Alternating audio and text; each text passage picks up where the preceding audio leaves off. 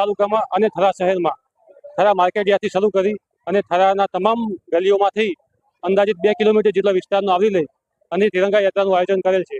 આ યાત્રામાં થરા શહેર અને વગર તાલુકાના 2000થી વધુ લોકો, કર્મચારી, તમામ સ્ટાફ સાથે હાજર રહેલ છે અને યોજીને રેલીને સફળતાપૂર્વક પૂર્ણ કરેલ છે.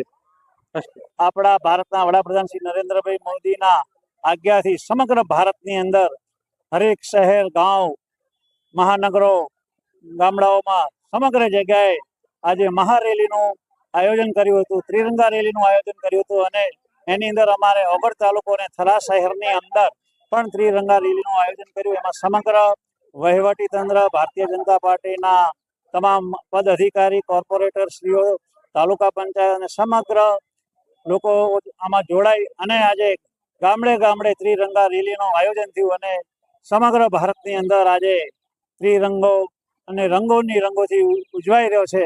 તો આ તબક્કે સમગ્ર હું ઓગળ તાલુકા અને થરા શહેરના વહીવટી તંત્રનો અને ભારતીય જનતા પાર્ટીનો ખૂબ આભાર માનું છું.